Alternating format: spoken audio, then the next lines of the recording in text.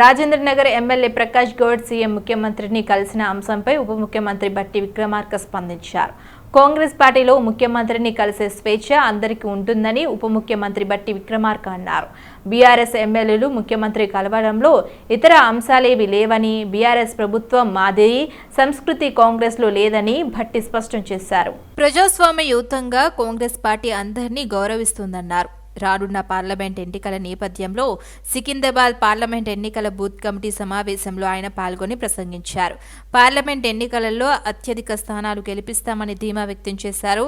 హైదరాబాద్ను అభివృద్ధి చేసింది కాంగ్రెసేనని మంచినీళ్లు, విమానాశ్రయం ప్రాజెక్టులు, పారిశ్రామిక రంగానికి పెద్దపీట వేసి ప్రారంభించింది కాంగ్రెసేనని భట్టి అన్నారు.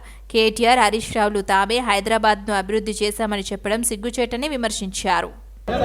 రాష్ట్రంలో ఉన్నటువంటి ఇందిరమ్మ రాజ్యం ఇది ప్రజాప్రభుత్వం. సికింద్రాబాద్ శాసనసభ నియోజకవర్గంలో ఎన్ని సమస్యల పరిష్కారం ప్రజల ప్రభుత్వం ద్వారా మాత్రమే సాధ్యమవుతుంది. ఇక్కడ ఉన్నటువంటి బస్తీల సమస్యలు కానీ లేకపోతే రకరకాల సమస్యలు అంటే రాబోయే రోజుల్లో జరిగేటువంటి లోక్సభ ఎన్నికల్లో సికింద్రాబాద్ స్థానాన్ని కాంగ్రెస్ పార్టీ మంచి భారీ మెజార్టీతో గెలవబోతుందని అన్ని డివిజన్ కమిటీల అధ్యక్షులతో పాటు బూత్ కమిటీ అధ్యక్షులతో పాటు అనుబంధ సంఘాల అధ్యక్షులందరితో కూడా మళ్ళొకసారి 4-5 రోజులతో మరొక సమావేశం చేస్తాం. సికింద్రాబాద్లో ఉన్నటువంటి ఒక కాస్మోపాలిటన్ వాతావరణాన్ని ఈ నగరాన్ని కాపాడే కార్యక్రమంలో భాగంగా ఇక్కడ ఎటువంటి విద్వేషాలకి లేకపోతే విధ్వంసాలకి తావు ఇవ్వాలి.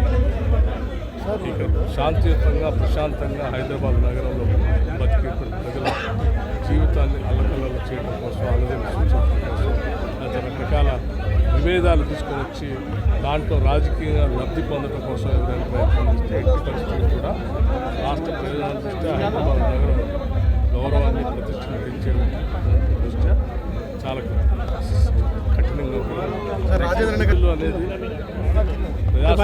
ముఖ్యమంత్రి గారిని కలవటం అనేది గతంలో ఎప్పుడూ ఉండేటువంటి ఆనవాయితీ. దృష్టి ఏంటంటే టీఆర్ఎస్ ప్రభుత్వం అధికారంలోకి వచ్చిన తర్వాత ఆ పార్టీకి సంబంధించిన తప్ప మిగతా వాళ్ళు ఎవరు కలవలేకుండా చేశారు. కాంగ్రెస్ పార్టీ అత్యంత డెమోక్రటిక్ పార్టీ.